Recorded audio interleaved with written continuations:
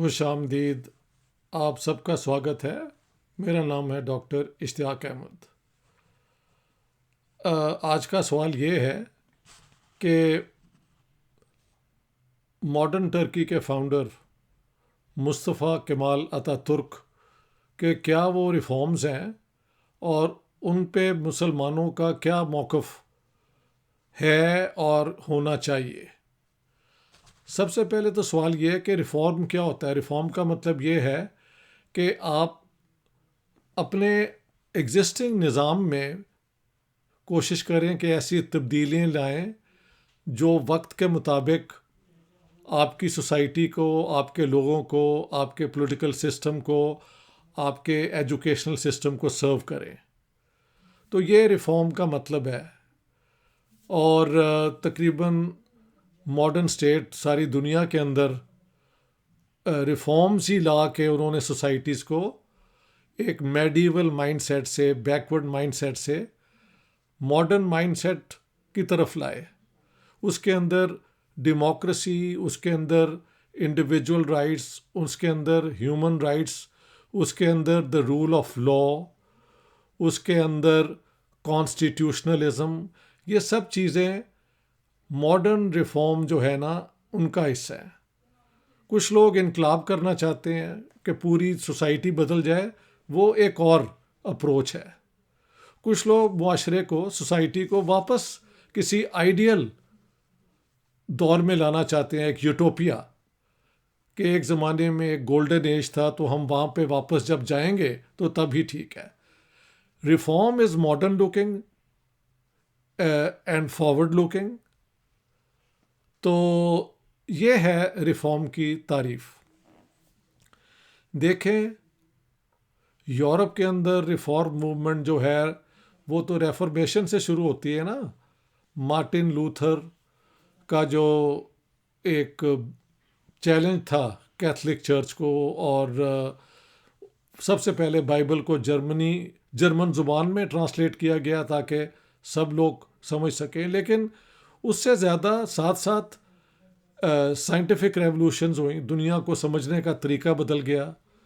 Industrial revolution ہوئی، enlightenment ہوئی. تو یہ 3-4 فورسز ایک یونیورسل ماڈرنٹی کا آئیڈیا بنی. ظاہر ہے اس ماڈرنٹی میں ایک ملٹری پاور بھی تھی جو ویسٹرن پاورز نے استعمال کی باقی دنیا کو کالونائز کرنے میں. So we are not into that. We are into the illuminating یعنی روشن خیال parts of the modern project. Democracy, human rights, equal rights of men and women, no discrimination on the basis of religion, sect, caste, sexual orientation, language, ethnicity. All these should be abolished. So universally everybody should be treated equal under the law. تو اس قسم کے reforms کے لیے دنیا میں کئی جگہ کوشش ہوئی. مسلمانوں کے اندر مصطفیٰ کمال اتا ترک has been the greatest reformer down the centuries. دیکھیں اسلام دنیا میں پھیلا، امپائرز بنی، خلافت بنی، وہ ہوتی گئیں. فرسٹ ورلڈ وار میں جرمنی کی طرف سے آٹومن ٹرکی اور آسٹرو ہنگیرین امپائر، ان تینوں نے جنگ لڑی 2 اور امپائر کے ساتھ. فرینچ جن کی بہت بڑی امپائر تھی افریقہ میں، اور برطانیہ جن کی امپائر ایشیا میں بھی تھی، افریقہ میں تھی، آسٹریلیا میں تھی. تو یہ امپائرز کا جھگڑا تھا. ساتھ ساتھ رشین امپائر نے بھی ساتھ دیا، فرانس کا اور برطانیہ کا. یہ جنگ ہوتی رہی. Germany, Ottoman Turkey and Austro Hungarian empire were defeated. Russia 1917 میں اس جنگ سے الگ ہو کے کمیونسٹ انقلاب آ گیا. Lenin came to power, they withdrew. ادھر امریکہ entered the war towards the end, I think 1917 میں. So they were on the victorious side. اس زمانے میں لیگ آف نیشنز بنی. لیگ آف نیشنز نے پھر کیونکہ آٹومن امپائر ڈیفیٹڈ تھی، ادھر بھی انہوں نے جرمن امپائر بھی ختم کر دی، کئی اسٹیٹس بن گئیں، آسٹرو ہنگیرین امپائر بھی ختم کر دی، نئی اسٹیٹس بن گئیں. تو یہاں پہ آٹومن ٹرکی کے پاس اس زمانے میں مڈل ایسٹ پہ ٹوٹل کنٹرول تھا، وہ بھی ان سے چھین لیا گیا، اور فرانس اور زیادہ تر برطانیہ کو یہ علاقے دیے گئے under the mandates league of nations, کہ ان کی جو ہے نا مینجمنٹ ایڈمنسٹریشن وہ آپ مینج کریں انٹل یو پاس آن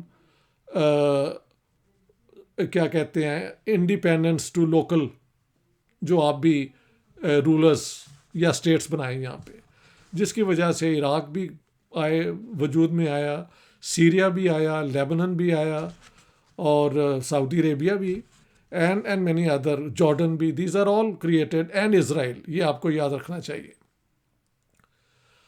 اتا ترک was a military general of the Ottoman empire. ہاں جی، 1915 میں جب ونسٹن چرچل نے اپنی نیوی کو کہا کہ جا کے آپ استنبول کے پاس جو ہیں ڈارڈنیلز، وہاں پہ آپ اٹیک کریں، گلی پولی وہ علاقہ جہاں سے ان کا خیال تھا کہ وہاں سے ہم فٹ ہولڈ بنا کے دین وی ول کیپچر استنبول اور آٹومن امپائر تو ختم ہو جائے گی. لیکن اس کا مقابلہ کیا گیا. اتا ترک نے بڑی دلیری کے ساتھ اپنے سولجرز کے ذریعے وہ اس کے اندر ہزاروں New Zealander, Australian, Irish, British and Indians fought for the British in that naval جو اٹیک ہوا تھا. خیر انہوں نے ہرا دیا. اتا ترک کے ساتھ کوئی جرمن جنرل بھی تھا، but main Turkish leadership was with Ataturk. تو اتا ترک کا بہت بڑا نام ہو گیا as a victorious general, but Turkey as a whole, Ottoman Turkey lost the war. اب ہوتا کیا ہے، جب آپ لوز کرتے ہیں تو پھر ساری چیزیں جو ہے نا آپ کو نقصان اٹھانا پڑتا ہے. تو ٹریٹی آف سروز تیار کی گئی، یہ ایک وکٹوریس پاورز نے کی، جس میں انہوں نے یہ جو تھا نا بچا کچا علاقہ مڈل ایسٹ کا ترکوں سے وہ بھی چھین لیا، اور وہ میں نے بتایا نا یہ انڈر مینڈیٹس دے دیا گیا to Great Britain and France. اور نہ صرف یہ، بلکہ یہ جو آج اگر آپ جا کے دیکھیں میپ ٹرکی کا، تو جو بیشتر ماڈرن پورشن ہے نا استنبول سے لے کے ایشیا مائنر تک، کونیا تک، زیادہ تر لینڈ صرف ایک اسٹرپ دی گئی تھی فرام استنبول نیرو اپ سے ہوتی ہوئی وہ انٹولیا آتی تھی. باقی سارے علاقے جو تھے ویسٹرن طرف انکلوڈنگ ازمیر اور برسا اور یہ سارے شہر جو ہیں بلی کیسر، یہ سارے دے دیے گئے to Greece which was on the victorious side. تو ترکی تو کچھ بھی نہ رہا. یہ treaty of Sevres defeated caliph سلطان جو تھے انہوں نے سائن کر دیا. اب وہاں پہ تھوڑی دیر کے لیے انڈیا آتے ہیں. جب یہ جنگ شروع ہوئی تھی تو ہندوستان کے مسلمان وہ ان کے لیے پرابلم ہو گیا کہ خلیفہ کے خلاف وہ کیسے لڑے. لیکن انگریزوں نے جو تھے بریلوی اسکول کے ہیڈ مولانا احمد رضا بریلوی، ان سے فتویٰ لے لیا کہ کیونکہ ترک جو ہیں یہ تو رسول اللہ کا جو قریش قبیلہ ہے اس سے نہیں ہے، تو یہ تو مسلمانوں کے خلیفہ نہیں ہو سکتے، لہٰذا یہ خلیفہ نہیں ہے. اس کے بعد انگریزوں کی یہ چال کا تو جواب ہی نہیں ہے. اور میری بات مانیں تو آپ ہیں پروفیسر نعیم قریشی، اسلام آباد کے بہت بڑے ہمارے پروفیسر ہیں. یہ ان کے کئی آرٹیکلز ہیں اس کے اوپر جو آپ پڑھ سکتے ہیں. ان کی کتاب بھی ہے جس میں یہ ساری ڈیٹیلز دی گئی ہیں. تو خیر خلیفہ وحید الدین نے یہ سائن کر دیا. What could he do? وہ تو he was a prisoner in the palace and Istanbul. باقی تو سارا اس سے چھین لیا تھا انہوں نے. اناٹولیا میں جا کے تھوڑا سا علاقہ جہاں پہ یہ کونیا ہے وہاں پہ دے دیا کہ یہاں ترکی ہوا کرے گا اور کچھ نہیں ہے. تو پھر اتا ترک نے کہا کہ ہم تو نہیں مانتے یہ ٹریٹی آف سروز کو. وی وانٹ کہ یہ جو ایشیا مائنر میں جہاں پہ زیادہ تر ٹرک رہتے ہیں یہ ٹرکش ہی ہیں، تو یہ تو ٹرکی کا حصہ رہنا چاہیے. تو 1919 سے 1923 تک 4 سال ایک بہت بڑی وار آف انڈیپینڈنس لڑنی پڑی ترکوں کو. کئی ہزار ترک مارے گئے. ادھر سے گریس کی آرمی آئی اس کی مدد میں, باقی برٹش بیکورڈ بھی تھی, فرینچ بھی تھے, وہ پیچھے سے سب سپورٹ کر رہے تھے, اٹلی بھی تھا. ان کو تو یہ ساری جنگ میں صرف ترکی کا ساتھ سوویٹ یونین نے, جس میں Marshal Stalin was then the leader of Russia, انہوں نے مدد کی, باقی دنیا نے مدد نہیں کی. ہندوستان کے مسلمانوں نے اس میں حصہ لیا ٹرکی کے بہاف میں کہ اس آٹومن امپائر کا یہ جو علاقے ہیں نا, مسلم علاقے, یہ آپ ان سے نہ لیں. لیکن کسی نے نہیں سنی. اس کے اندر دو قسم کے لوگ آئے تھے خلافت موومنٹ کے اندر. ایک وہ جو یہ خلیفہ کے خاص طور پہ انٹرسٹڈ تھے, دوسرے وہ جو سمجھتے تھے کہ اگر ٹرکی سے بھی یہ مڈل ایسٹ بھی ان کے علاقے میں قبضے میں چلا جاتا ہے تو پھر تو ساری دنیا ہی کالونائز ہو گئی نا. سو دے ور اینٹی کلونیل, اینٹی امپیرلسٹ, یہ آپ کہہ سکتے ہیں.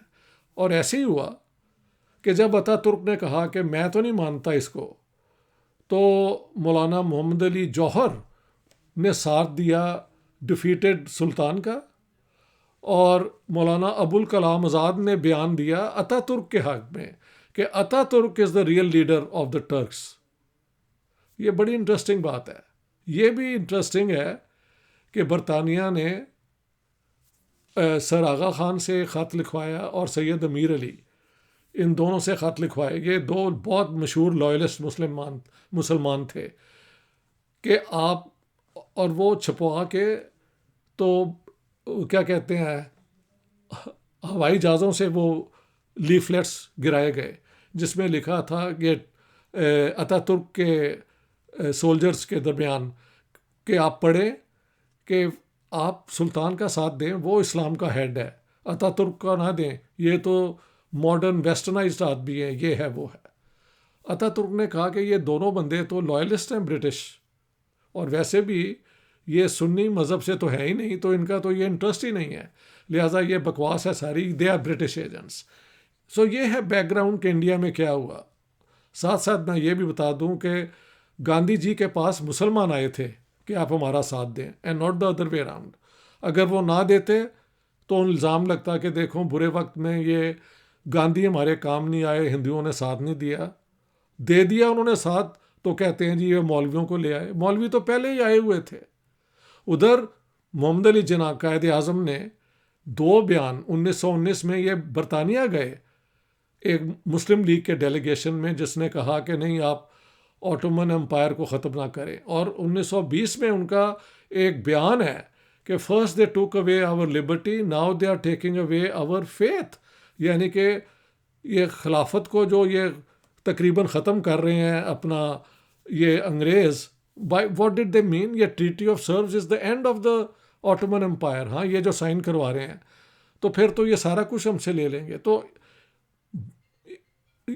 آپ یہ نہیں کہہ سکتے کہ Muhammad Ali Jinnah did not support it, he did not support the mass agitation جو پھر خلافت موومنٹ نے کی. یہ ایک اور بات ہے. اینی ہاؤ ناؤ عطا ترک فائٹس اے وار, اور اس دوران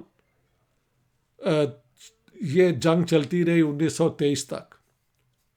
اس دوران میں ایک گورنمنٹ انہوں نے بنا لی تھی انگورا میں, جو اب انکارا ہے, اور استنبول میں حکومت وہ تھی جو ڈیفیٹڈ سلطان, جو کہ he was prisoner of the British, وہ وہاں پہ ایک حکومت تھی نام کی.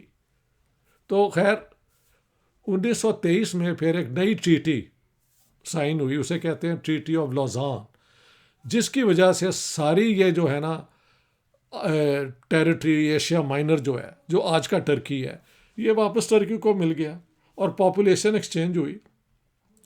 جو گریکس رہتے تھے مین لینڈ پہ وہ آئی لینڈس پہ چلے گئے جو پاس ہیں ٹرکی کے, اور وہاں آئی لینڈس پہ جو مسلمان ترک تھے وہ مین لینڈ پہ آ گئے. تو یہ پیسفل ایکسچینج آف پاپولیشن بھی ہوا.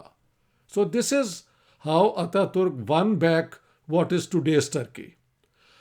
عطا ترک نے اور باقی ترکوں نے یہ ریئلائز کر لیا کہ عربوں نے, دیکھیں جب یہ جنگ ہو رہی تھی تو انگریزوں نے اور فرینچ نے جا کے عرب لیڈرز کو کہا کہ یار یہ ترک آپ پہ یہ کیوں خلیفہ ہو سکتے ہیں؟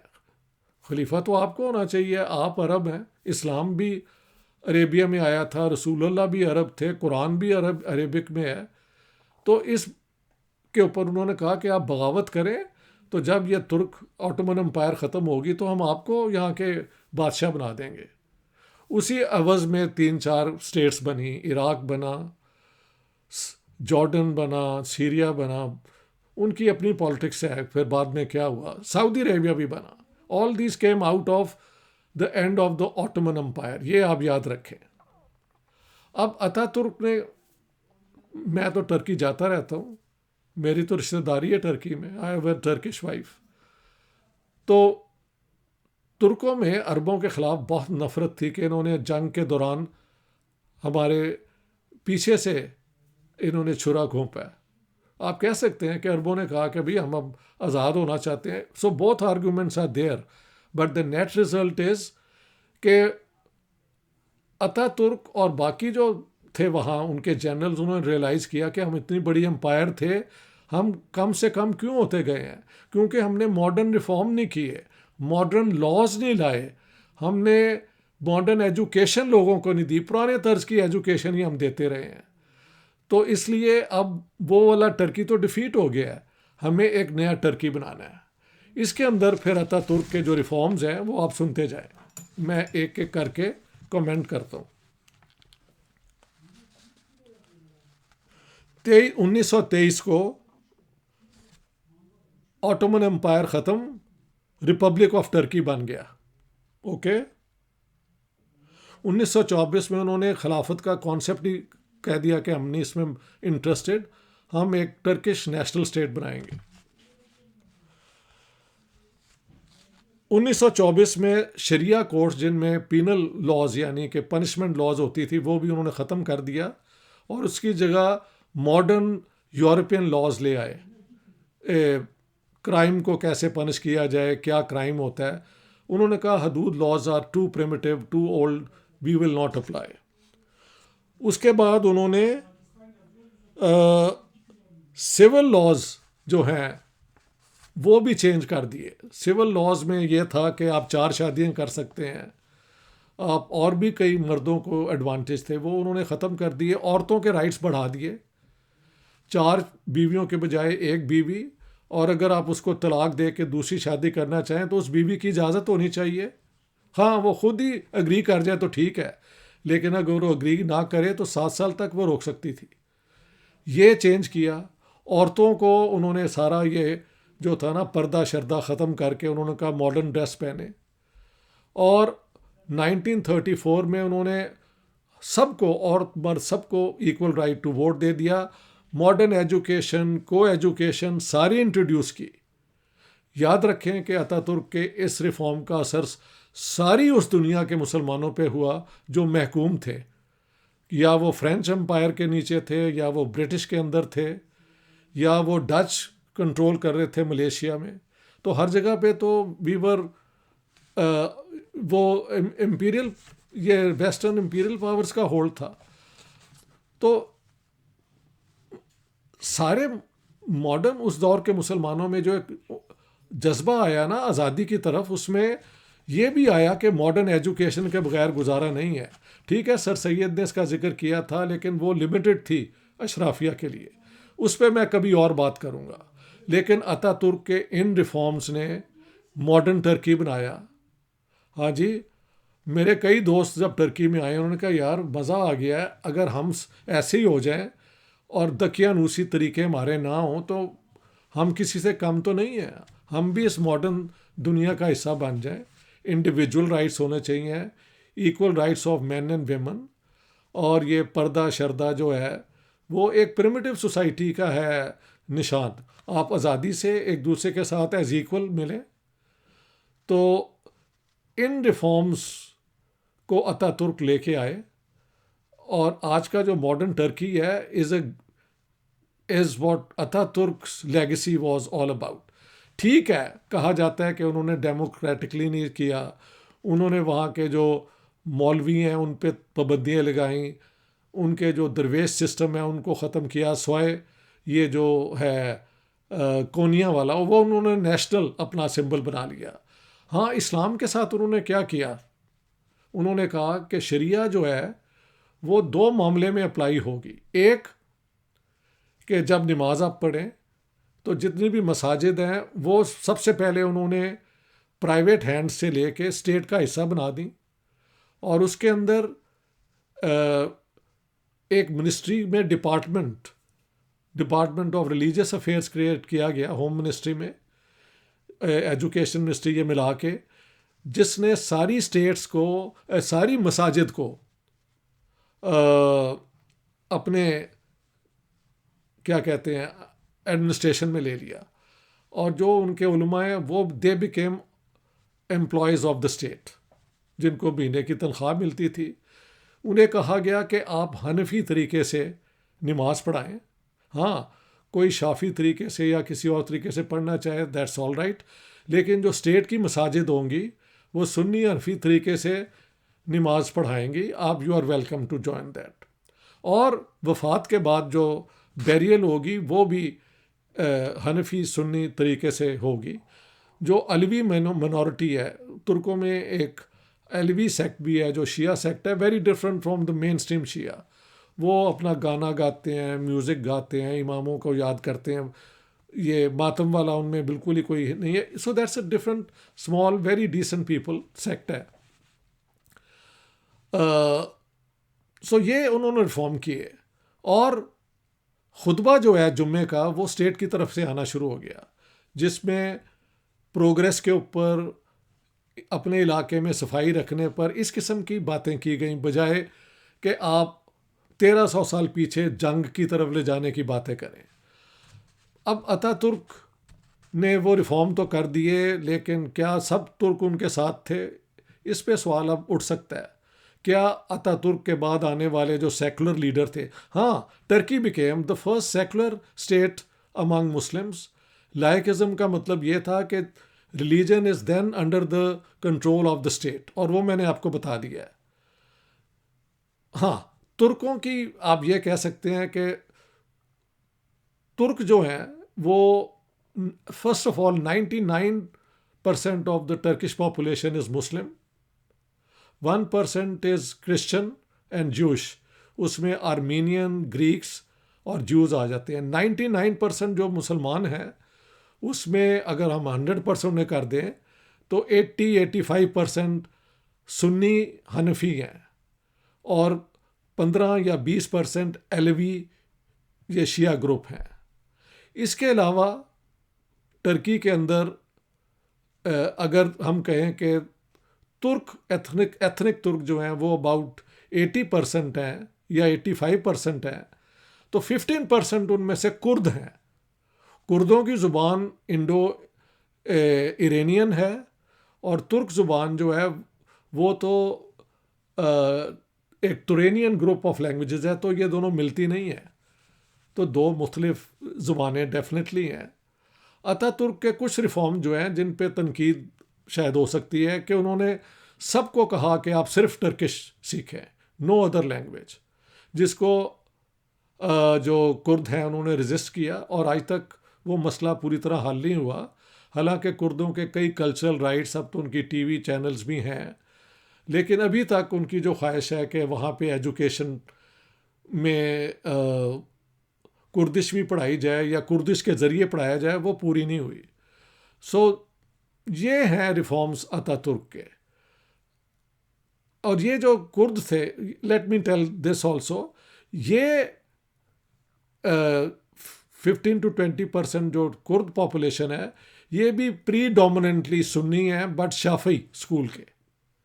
ان میں تھوڑے شیعہ بھی ہیں، وہی علوی، ٹھیک ہے. یہ ان کی کمپوزیشن ہے، سیکٹیرین یہ وہ. بٹ ٹرکی نے ریلیجن کو کنٹرول میں رکھا ہوا ہے. اب اردوغان صاحب اور ان کی جو رائٹ ونگ پارٹیز، پہلے سے بھی اربکان، یہ اسلام کو زیادہ لانا چاہتے ہیں، اور کچھ طریقے سے یہ لے بھی آئے ہیں، یہ کانسٹیٹیوشن کو بھی بدلنا چاہتے ہیں. لیکن فی الحال ٹرکی از لارجلی سیکولر، اور عورتوں کی ایکوالٹی پریکٹس بھی ہوتی ہے. حالانکہ زیادہ سے زیادہ یہ ریئیکشنری قسم کی پاورز کو بھی انکریج کیا گیا ہے. لیکن I would still say 35 to 40% people solidly vote for the secular parties. بیچ میں سے اسلامسٹ کتنے ہیں وہ بھی 30-40 ہیں. کوئی 20% ان بٹوین جو ہیں وہ دے آر نائدر ہیئر نور دیر. وہ دیکھتے ہیں کون سی پارٹی جیت رہی ہے تو اس کے ساتھ ہو جاتے ہیں. یہ بھی ہوتا ہے. کردوں کا اپنا ایک ووٹنگ پیٹرن ہے تو وہ ایک اور فیکٹر ہے. بٹ لیٹ می سے کہ اتا ترک نے جو ریفارم کیے وہی ریفارم اگر ساری دنیا میں مسلمانوں کے آ جائیں تو یہ بھی باقی دنیا کی قوموں کی طرح آگے بڑھ سکتے ہیں.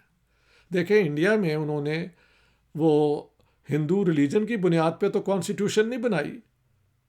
انہوں نے 1 مین 1 ووٹ کر دیا. اچھوت جو پہلے ہوتے تھے اب انہیں دلت کہا جاتا ہے, ان کا بھی ایک ووٹ, براہمن کا بھی ایک ووٹ. کمال ہو گیا. There is no state religion. Men and women have equal rights. بلکہ کانسٹیٹیوشنلی انہوں نے 22.5% انڈیا میں ریزرو کی ہوئی ہیں seats for the historically disadvantaged groups. وہ کون ہیں؟ یہ دلت ہیں اور آدیواسیز, یعنی جو یہاں کے پرانے باشندے تھے, جو سب سے پرانے سب کانٹیننٹ میں رہتے تھے. تو انڈیا نے بھی وہ ترقی کی ہے. اب سوسائٹی کے اندر جو ہو رہا ہوتا ہے وہ تو ٹرکی میں بھی نظر آ گیا. اتا ترک نے تو چینج کیے لیکن پھر بھی ووٹ ایردوغان کے اسلامسٹ جو ہیں وہ لے جاتے ہیں. تو ان ہماری سوسائٹیز کے اندر اسٹیٹ کے لیول پہ ایک چیز ہو رہی ہوتی ہے, سوسائٹی کا اپنا مومنٹم ذرا مختلف ہوتا ہے. اس کو سمجھنے کی ضرورت ہے. لیکن اس میں کوئی شک نہیں کہ Ataturk was one of the greatest reformers produced by a Muslim cultural environment. یہ میں کہنا چاہتا ہوں. جس طرح میں سمجھتا ہوں جواہر لال نہرو اور مہاتما گاندھی اور ڈاکٹر امبیڈکر کی کمبینیشن نے بنائی وہ, اور مولانا ابوالکلام آزاد, یہ 4 کو ہم اگر مانیں, چلو ان میں یہ بھی ایڈ کر لیتے ہیں سردار پٹیل, آل دیز 5. تو جو انڈین کانسٹیٹیوشن بنی ہے وہ بھی ایک ریفارمڈ فارم ہے انڈیا کو بنانے کا. یہ قائم رہنا چاہیے, اس سے آگے بڑھنا چاہیے. تو یہ ہیں اتا ترک کے ریفارمز. ان کو اپوز بھی کیا گیا. اب تو میں ویڈیوز دیکھتا ہوں اور بہت دل دکھتا ہے جب وہ پتہ نہیں کیا کیا فضول باتیں کر رہے ہوتے ہیں اگینسٹ اتا ترک. یہ نہیں انہیں پتا کہ اگر اتا ترک فائٹ بیک نہ کرتے 4 سال جنگ تو یہ ٹرکی تو ختم ہو گیا تھا. نہ ایردوغان رہتا تو نہ کوئی اور. So anyhow people distort history. They don't know how to present the hard facts. I have done it for you. Thank you very much. And we will continue discussing reforms and the setbacks. ایسے reform جو پیچھے کو لے جائیں. مطلب ایران کے اندر اب جو ہوا ہے, جو ہارڈ لائنرز آ گئے ہیں, سعودی عربیہ کے اندر ایک ماڈرن موونگ ریفارمز ہیں, ان پہ بھی بات کریں گے. بٹ ٹوڈے اٹ واز اتا ترک and his reforms. Thank you very much.